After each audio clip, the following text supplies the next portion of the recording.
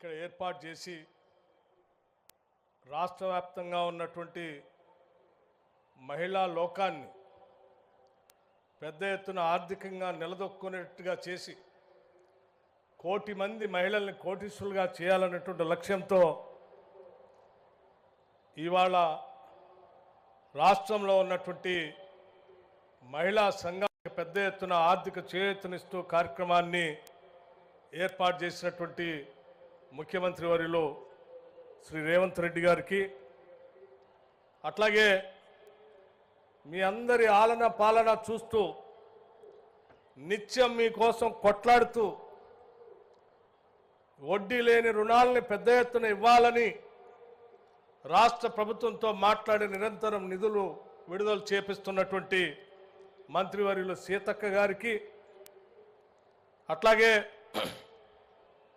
మరో రాష్ట్ర గౌరవ మంత్రివర్యులు ఉత్తమ్ కుమార్ రెడ్డి గారికి, మంత్రివర్యులు శ్రీ దుద్దిళ్ల శ్రీధర్ బాబు గారికి, మరో గౌరవ మంత్రివర్యులు హైదరాబాద్ ఇన్ఛార్జి మంత్రివర్యులు పొన్నం ప్రభాకర్ గారికి, మరో గౌరవ మంత్రివర్యులు జూపల్లి కృష్ణారావు గారికి, మరో గౌరవ మంత్రివర్యులు పొంగులేటి శ్రీనివాసరెడ్డి గారికి, మరో గౌరవ మంత్రివర్యులు కొండా సురేఖ గారికి, గౌరవ పార్లమెంటు సభ్యులు డాక్టర్ మల్లు రవి గారికి, గౌరవ పార్లమెంటు సభ్యురాలు డాక్టర్ కావ్య గారికి, గౌరవ పార్లమెంటు సభ్యులు అనిల్ యాదవ్ గారికి, గౌరవ రాష్ట్ర ప్రభుత్వ సలహాదారులు పెద్దలు కె కేశవరావు గారికి, అట్లాగే హైదరాబాద్ నగర్ మేయర్ శ్రీమతి విజయలక్ష్మి గారికి, గణేష్ శాసనసభ్యులు గారికి, డాక్టర్ రాగమయ్య శాసనసభ్యురాలు గారికి, చిన్నారెడ్డి గారు రాష్ట్ర ప్రభుత్వ సలహాదారులు వారికి,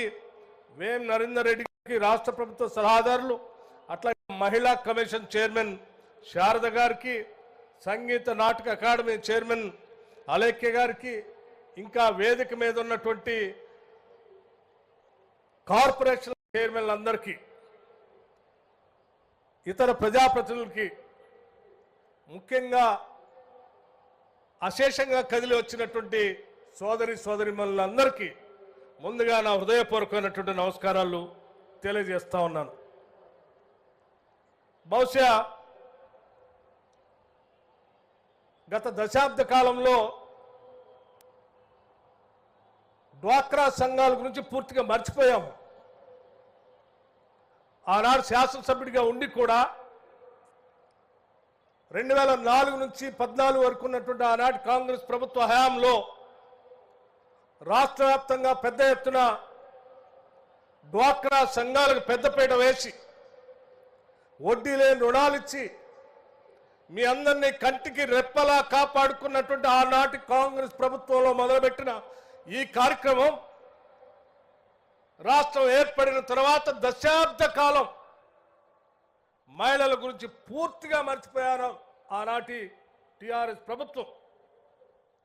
కనీసం మాట మాత్రమైనా ఎప్పుడైనా డ్వాక్రా సంఘాల గురించి, ఇందిరా క్రాంతి పథకం గురించి మాట్లాడదామనంటే సమయం కూడా ఇచ్చేవాళ్ళు కాదు. లక్షల కోట్ల అప్పు తెచ్చారు, 7 లక్షల కోట్ల పైబడి అప్పు తెచ్చారు. 10 సంవత్సరాల బడ్జెట్ ఆదాయము ఈ అప్పులు తెచ్చిన లక్షల కోట్లు పందికొక్కుల్లాగా తిన్నారు తప్ప రాష్ట్రంలో ఉన్నటువంటి మహిళలకి వాళ్ళ ఆర్థికంగా నిలబెడదామనేటువంటి ఆలోచన ఏమాత్రం చేయనటువంటి ఆ ప్రభుత్వ హయాన్ని కూడా చూశాను నేను. మీ అందరి ఆశీస్సులతో, మీ అందరి దీవెనలతో ఇందిరమ్మ రాజ్యం రావాలి, వస్తే మాకు మేలు జరుగుతుందని ఆశించినటువంటి మీ అందరి కలల్ని నిజం చేయటం కోసం ఈనాటి కాంగ్రెస్ ప్రభుత్వం, ఇందిరమ్మ రాజ్యం ప్రజాప్రభుత్వం, ఈ ముఖ్యమంత్రి రేవంత్ రెడ్డి గారి నాయకత్వంలో యావత్ రాష్ట్ర మంత్రిమండలి మొత్తం ఒకటే విధానపరమైన నిర్ణయం చేసింది. ఈ రాష్ట్రంలో సగం పైన జనాభా మహిళలు ఉన్నారు. వాళ్ళు ఆర్థికంగా నిలదొక్కునేటట్టు చేస్తేనే మనం న్యాయం చేసినటువంటి వాళ్ళు అవుతాం. ఎన్ని ఇబ్బందులున్నా వాళ్ళందరికీ కూడా వడ్డీ లేని రుణాల్ని పెద్ద ఎత్తున పారిశ్రామికవేత్తలు చేయడానికి 20,000 కోట్ల రూపాయలు ఈ సంవత్సరం టార్గెట్ గా పెట్టుకొని చేయాలని చెప్పి ఇదే వేదిక నుంచి ముఖ్యమంత్రి ఆనాడు స్లోగన్ ఇస్తే రాష్ట్రంలో ఉన్నటువంటి వాళ్ళందరూ నవ్వారు. ఇది సాధ్యమా అన్నారు. సంవత్సరానికి 20,000 కోట్లట వడ్డీ లేని రుణాలు ఈ కాంగ్రెస్ ప్రభుత్వం ఇస్తుందట. ఇక్కడ నుంచి పెద్ద స్లోగన్ ఇచ్చారు ఈ ముఖ్యమంత్రి. ఇది సాధ్యమా అని ప్రతి వాళ్ళు, ముఖ్యంగా టిఆర్ఎస్ పార్టీకి 10 ఏళ్లు పంది కొక్కులాగా రాష్ట్ర ఖజానాని బొక్కినటువంటి వాళ్ళు నవ్వుతూ మాట్లాడారు. ఈరోజు ఆ నవ్వినటువంటి వాళ్ళందరికీ బుద్ధి చెప్పేటట్టుగా కేవలం 20,000 కోట్లు కాదు, 21,000 కోట్లు ఇప్పటికే ఈ రాష్ట్ర ప్రభుత్వం మహిళా సంఘాలకి వడ్డీ లేని రుణాల్ని దాటించి ఈరోజు రికార్డు చేసినటువంటి వాస్తవ విషయాన్ని ఈ సందర్భంగా ఇక్కడి నుంచే మీ దృష్టికి తీసుకొని వస్తా ఉన్నాను. 21,000 కోట్ల రూపాయలంటే ఒక సంవత్సర కాలంలో ఆషామాషి కాదు. ఎంతో నిబద్ధత, ఎంతో సంకల్పం, పట్టుదల, ఎట్టి పరిస్థితుల్లో చేయాల్సిందే అనేటువంటి ఒక లక్ష్యం ఉంటే తప్ప ఇది సాధ్యమయ్యేటువంటి పని కాదు. కేవలం వడ్డీ లేని రుణాలు ఇచ్చి వాళ్ళకేదో డబ్బులు ఇచ్చి వదిలేద్దామనంటే ఇచ్చిన డబ్బులు ఎక్కడ పెట్టుకుంటారో తెలియదు. వాళ్ళకు వ్యాపారాన్ని కూడా చూపించాలనేటువంటి ఆలోచనతో రాష్ట్ర వ్యాప్తంగా ఈరోజు పెద్ద ఎత్తున అనేక కార్యక్రమాలు ఈ రాష్ట్ర ప్రభుత్వం చేపట్టింది. మహిళలందరికీ ఉచితంగా బస్సులో ప్రయాణం చేయించడానికి ఓ పథకాన్ని ఇచ్చింది. ఆ పథకం ఒక్కటే కాదు, వాళ్ళు తిరిగేటువంటి బస్సులు, ఆర్టీసీ సంస్థకు చెందినటువంటి బస్సులు కూడా మీ ద్వారా కొనుగోలు చేపించి వాటిని, అదే బస్సుల్ని ఆర్టీసీకి అద్దెకిచ్చి అక్కడి నుంచి మళ్ళీ రాబడి మీకు వచ్చేటట్టుగా చేసేటువంటి కార్యక్రమాన్ని కూడా ఒక ఎంఓ చేసి ఆర్టీసీకి దాదాపు బస్సులు 600 బస్సులను కొనిపించినటువంటి ఘనత బహుశా ఈ భారతదేశ చరిత్రలో ఎక్కడా కూడా లేదని చెప్పడానికి నాకు ఎటువంటి సందేహం లేదు. 600 బస్సులు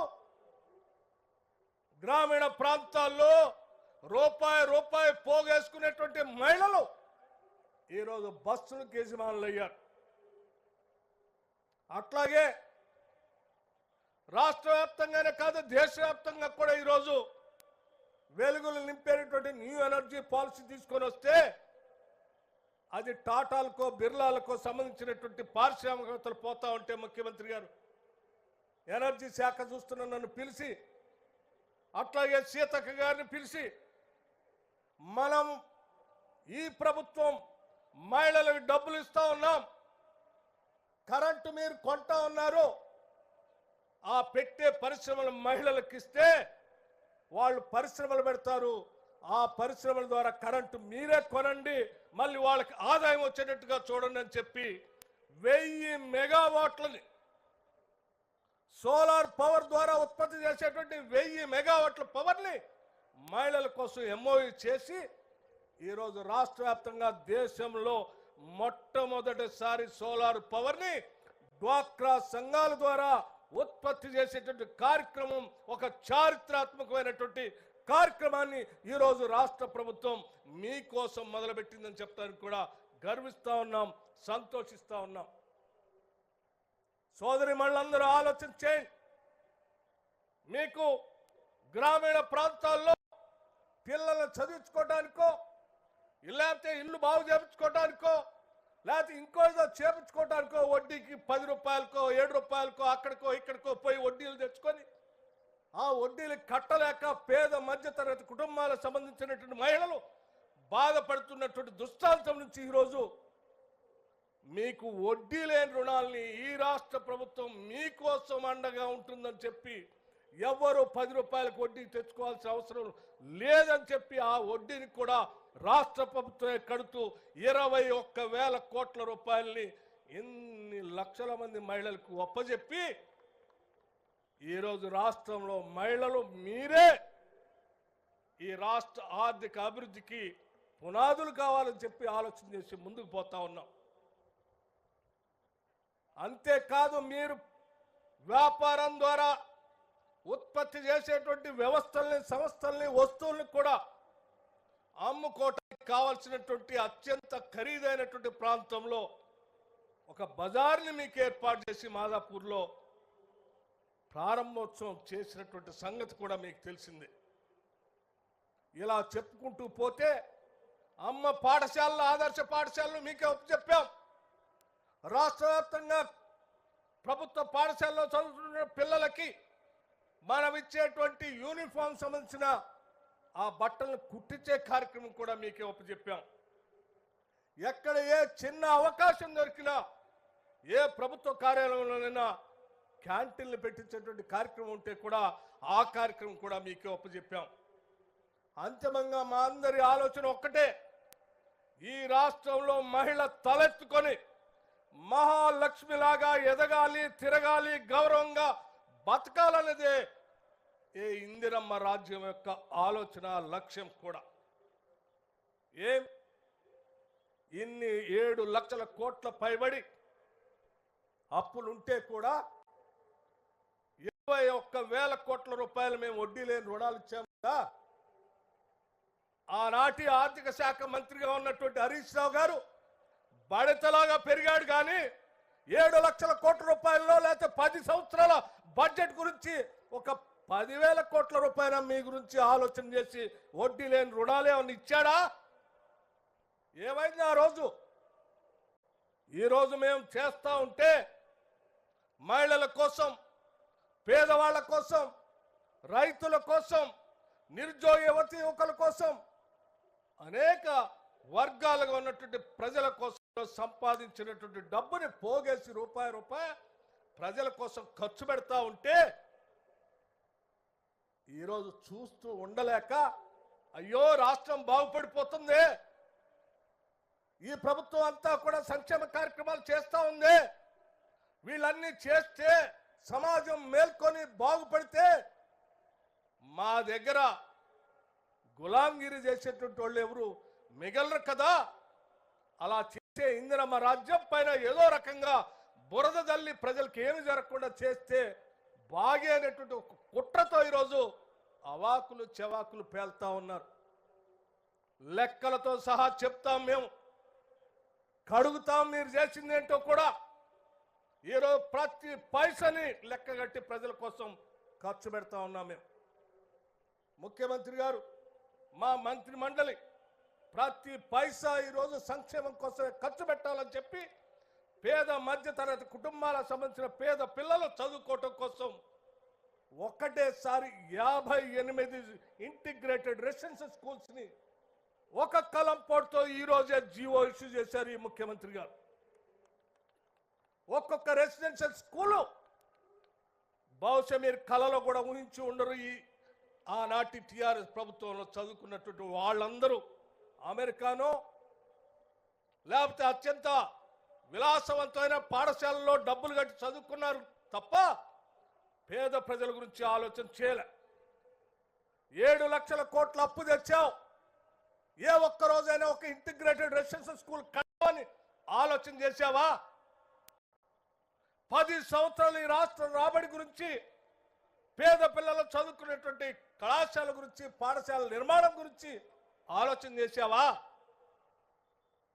ఈరోజు చాకలి ఐలమ్మ గారి పేరు మీద, ఈ తెలంగాణ వీర వనిత పేరు మీద దాన్ని పెద్ద ఎత్తున అభివృద్ధి చేయాలని చెప్పి ఆనాడు ముఖ్యమంత్రి గారు ఆ మహిళా యూనివర్సిటీకి వీర వనిత చాకలి ఐలమ్మ అని నామకరణం చేయటమే కాకుండా ఆ కళాశాలలో పేద బడుగు బలహీన వర్గాలకు సంబంధించినటువంటి పిల్లలు చదువుకుంటారు, దానికోసం ఎంత ఖర్చైనా పర్వాలేదు 500 కోట్ల రూపాయలకైనా ఖర్చు పెడదామని చెప్పి వారు ప్రత్యేకంగా విజిట్ చేసి మరీ నాకు చెప్పి డబ్బులు రిలీజ్ చేయాలని చెప్పి ప్రత్యేకంగా రిలీజ్ చేపిస్తున్నటువంటి పరిస్థితి ఈరోజు నేను చాలా సంతోషిస్తా ఉన్నాను. మహిళా దినోత్సవ సందర్భంగా మహిళల కోసం ఈ రాష్ట్ర ప్రభుత్వం, ముఖ్యమంత్రి మహిళలకు అభ్యున్నతి కోసం ఇంత పెద్ద ఎత్తున ఆలోచన చేస్తున్నటువంటి ప్రభుత్వంలో పనిచేస్తున్నందుకు కూడా మీలాగా గాలి కబుర్లు చెప్పట్లేదు. ఒక్కొక్క రెసిడెన్షియల్ స్కూల్ కట్టడానికి కనీసం ఒక్కటి కూడా మీరు కట్టలేని పరిస్థితిలో ఇవాళ 58 స్కూల్కి ఒకటే రోజు ఇవాళ జీవో ఇటమే కాదు, ప్రతి స్కూల్కి 30 కోట్ల రూపాయలని ముందే పార్క్ చేసి వాటికి నిధుల ఇబ్బంది లేకుండా ముందుకు పోయే కార్యక్రమాన్ని కూడా వారు ప్రత్యేకంగా పర్యవేక్షణ చేసి నిధులు రిలీజ్ చేస్తా ఉన్నారంటే ఇక్కడ ఉన్నటువంటి తల్లులు బిడ్డలు ఈ సమావేశంలో ప్రతి తల్లి బిడ్డ ఏదో ఒక రెసిడెన్షియల్ స్కూల్లో చదువుకునేటువంటి కార్యక్రమానికి ఈరోజు రాష్ట్ర ప్రభుత్వం నిధులు పెద్ద ఎత్తున ఖర్చు పెడతాం. ఇది రాష్ట్ర ప్రభుత్వం యొక్క ఆలోచన. ఇలా చేయొద్దు, మహిళలకు నిధులు ఇవ్వద్దు, వడ్డీ లేని రుణాలు ఇవ్వద్దు, పేదవాళ్ళకి ఏమీ చేయొద్దు, ఇందిరమ్మ ఇళ్ళు కట్టొద్దు, మీలాగా అబద్ధాలు చెప్పి డబుల్ బెడ్రూమ్ కడతామని 10 సంవత్సరాలు గాలి కొదిలేయాలా అని మేము ఆలోచన చేయట్లే. ఇవాళ ఈ పేద మహిళల పేరు మీద 5 లక్షల రూపాయలతో ఒక్కొక్క ఇంటిని శాంక్షన్ చేస్తూ ప్రతి శాసనసభ నియోజకవర్గంలో 3,500 ఇళ్లని మొదటి దశ, రెండో దశలో ఇంకొక 3,500ని ప్రతి శాసనసభలో చేయాలని చెప్పి నిన్న జరిగినటువంటి కేబినెట్ సమావేశంలో నిర్ణయం చేసి ఈ రాష్ట్ర ప్రభుత్వం ముందుకు పోతాం. ఇది మా అంకిత భావం ప్రజల కోసం. అందుకే మీ అందరికీ చేతులెత్తి నమస్కరిస్తూ చెప్తా ఉన్నాం, మేము సంపాదించే రాష్ట్ర ప్రభుత్వం ద్వారా పోగేసే ప్రతి పైసా ఈ రాష్ట్రంలో ఉన్నటువంటి మహిళల అభివృద్ధి కోసం అత్యంత ప్రాధాన్యత రంగంగా ముందుకు పెట్టుకొని ఈరోజు 21,000 కోట్ల రూపాయలు దాటించి వడ్డీ లేని రుణాలు ఇచ్చాం. రాబోయే 5 సంవత్సరాల్లో 1,00,000 కోట్లు దాటించి మీ అందరికీ వడ్డీ లేని రుణాలు ఇచ్చేటువంటి బాధ్యత ఈ ప్రభుత్వం తీసుకుంటుందని చెప్పి మీ అందరికీ నేను సవినయంగా మనవి చేస్తూ ఈ ప్రభుత్వాన్ని, పేదల కోసం పనిచేసే ప్రభుత్వాన్ని, మహిళల కోసం పనిచేసే ప్రభుత్వాన్ని, నిరుద్యోగ యువతి యువకుల కోసం పనిచేసే ప్రభుత్వాన్ని, రైతుల కోసం పనిచేసే ప్రభుత్వాన్ని గుండెల్లో పెట్టుకొని కాపాడుకొని మనం ముందుకు పోవాల్సిన బాధ్యత ఈ వర్గాలందరిపైన ఉంది. లేకపోతే ఈ వర్గాలు ఎవరు బాగుపడకూడదని దొరతనంతో ఆలోచన చేసేట కుట్రదారులు నిరంతరం ఆలోచన చేస్తూనే ఉంటారు. ఆ దొరల దోపిడీ 10 సంవత్సరాలు చూసాం. ఇక దరిదాపును కూడా రానియొద్దని చెప్పి ప్రతి ఒక్కళ్ళు మనం ప్రమాణం చేసి ప్రభుత్వాన్ని కాపాడుకుంటూ మన ద్వారా, ఈ ప్రభుత్వం ద్వారా మనం అందరం పేద మధ్యతరగతి కుటుంబాలు లబ్ధి పొందుదామని చెప్పి మీ అందరికీ నేను సవినయంగా మనవి చేస్తూ సెలవు తీసుకుంటున్నాను. జై హింద్. ప్రపంచంలో ఏ మూల ఏ క్షణం ఏం జరుగుతుందో వేగంగా తెలుసుకోవడానికి తొలి వెలుగు వాట్సాప్ ఛానల్ని ఫాలో చేయండి.